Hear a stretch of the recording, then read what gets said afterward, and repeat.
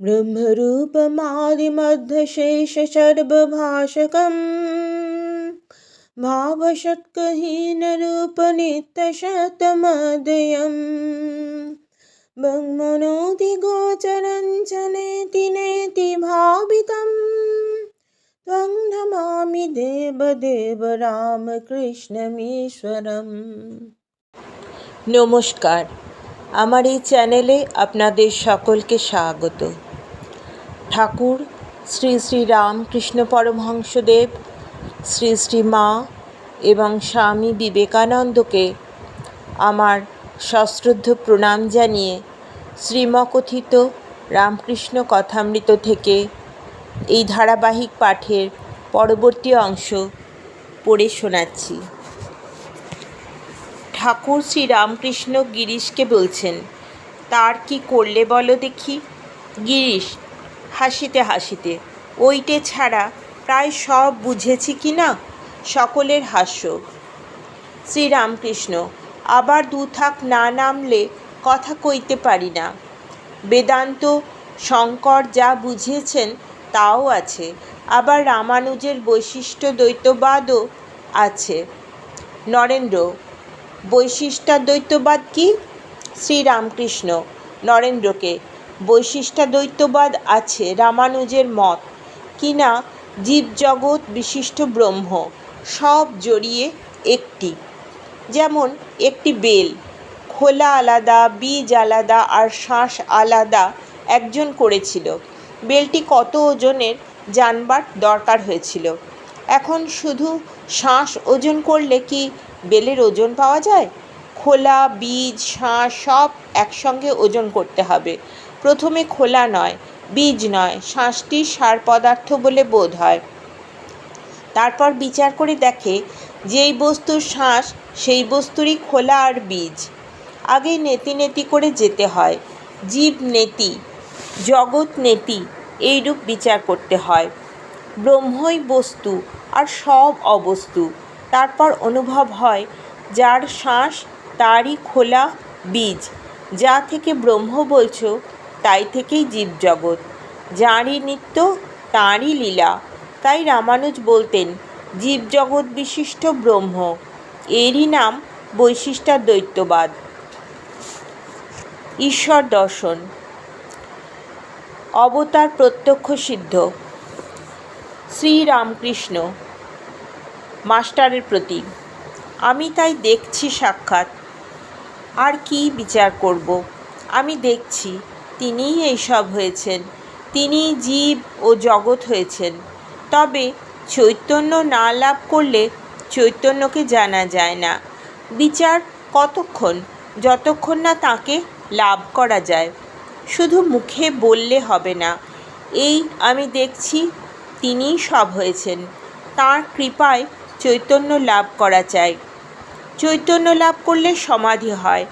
মাঝে মাঝে দেহ ভুল হয়ে যায়। কামিনী কাঞ্চনের উপর আসক্তি থাকে না। ঈশ্বরীয় কথা ছাড়া কিছুই ভালো লাগে না। বিষয় কথা শুনলে কষ্ট হয়। নরেন্দ্রকে শিক্ষা, কালী ব্রহ্ম। চৈতন্য লাভ করলে তবে চৈতন্যকে জানতে পারা যায়। বিচারান্তে ঠাকুর শ্রী রামকৃষ্ণ মাস্টারকে বলছেন, দেখেছি বিচার করে একরকম জানা যায়, তাকে ধ্যান করে একরকম জানা যায়। আবার তিনি যদি দেখিয়ে দেন সে এক। তিনি যদি দেখিয়ে দেন এর নাম অবতার। তিনি যদি তাঁর মানুষলীলা দেখিয়ে দেন তাহলে আর বিচার করতে হয় না, কারুকে বুঝিয়ে দিতে হয় না। কীরকম জানো? যেমন অন্ধকারের ভিতর দেশলাই ঘষতে ঘষতে টপ করে আলো হয়। এই রকম দপ করে আলো যদি তিনি দেন তাহলে সব সন্দেহ মিটে যায়। এরূপ বিচার করে কি তাকে জানা যায়? ঠাকুর নরেন্দ্রকে কাছে ডাকিয়া বসাইলেন ও কুশল প্রশ্ন ও কত আদর করিতেছেন। নরেন্দ্র শ্রীরামকৃষ্ণের প্রতি, কই কালীর ধ্যান ৩-৪ দিন করলুম, কিছুই তো হলো না। শ্রীরামকৃষ্ণ, ক্রমে হবে। কালী আর কেউ নয়, যিনি ব্রহ্ম তিনিই কালী। কালী আদ্যাশক্তি। যখন নিষ্ক্রিয় তখন ব্রহ্ম বলে কই? যখন সৃষ্টি স্থিতি প্রলয় করেন তখন শক্তি বলে কই, কালী বলে কই। যাকে তুমি ব্রহ্ম বলছো তাকেই কালী বলছি। ব্রহ্ম আর কালী অভেদ। যেমন অগ্নি আর দাহিকা শক্তি। অগ্নি ভাবলেই দাহিকা শক্তি ভাবতে হয়, কালী ভাবলেই ব্রহ্ম ভাবতে হয়, আর ব্রহ্ম মানলেই কালী মানতে হয়। ব্রহ্ম ও শক্তি অভেদ। ওকেই শক্তি, ওকেই কালী আমি বলি। এদিকে রাত হয়ে গেছে, গিরিশের থিয়েটারে যেতে হবে।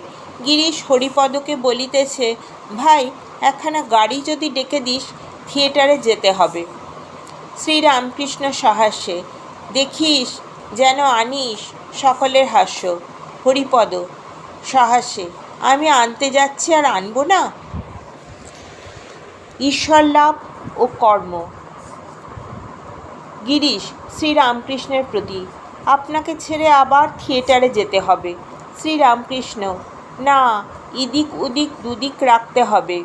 জনক রাজা ইদিক উদিক দুদিক রেখে খেয়েছিল দুধের বাটি। সকলের হাস্য। গিরিশ, থিয়েটারগুলো ছোঁড়াদেরই ছেড়ে দিই মনে করছি। শ্রীরামকৃষ্ণ, না না, ও বেশ আছে, অনেকের উপকার হচ্ছে।